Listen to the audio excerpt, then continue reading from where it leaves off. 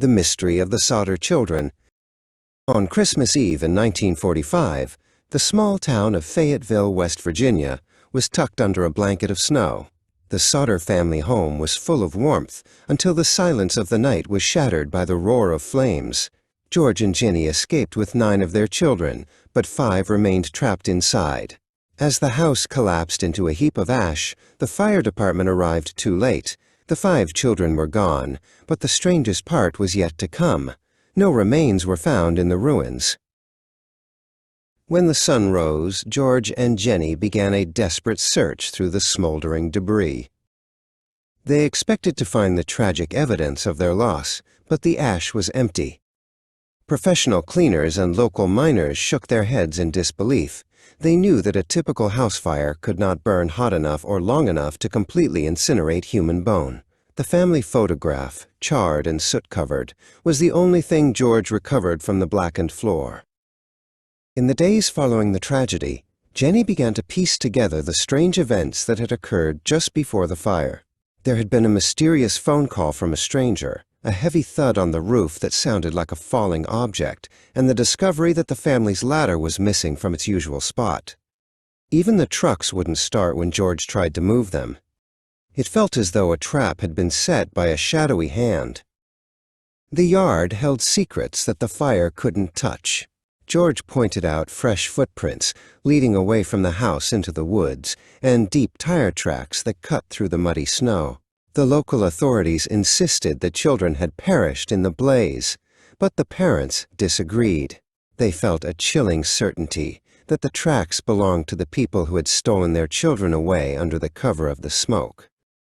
As George continued to dig through the site where the house once stood, he found delicate items that should have been destroyed if the fire was truly that intense. He pulled out metal nails and small copper springs from a mattress, yet there were no teeth or bone chips to be found. To George, the ruins felt staged, a carefully prepared scene designed to make the world believe his children were dead. Whispers began to drift through the town like the fog.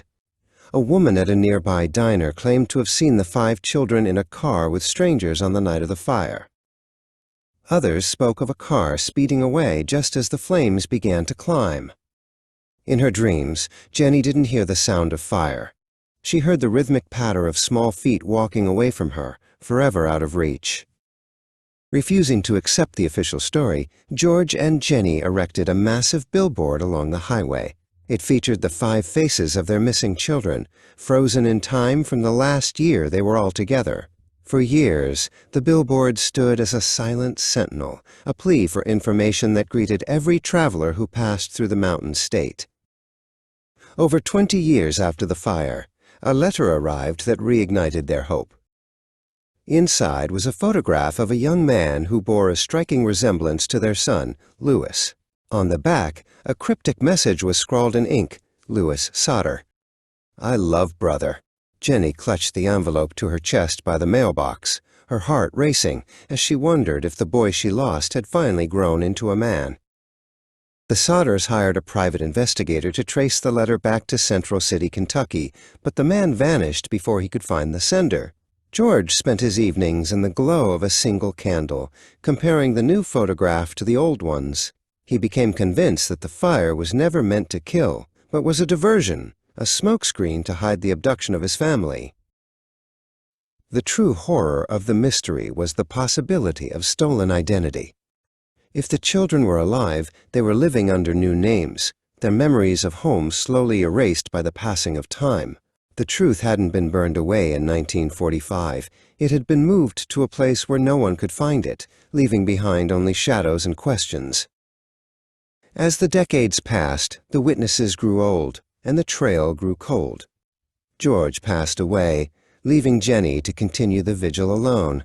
She never stopped wearing black, and she kept the garden around the site of the fire perfectly manicured, like a lighthouse for children who might one day find their way back through the trees. The question remains, why was there nothing left in the ash? If the children escaped the flames, what did they become, and who did they grow to love? The mystery of the Sodder children remains a door standing alone in the fog, unlocked, yet leading to a room that no longer exists in this world.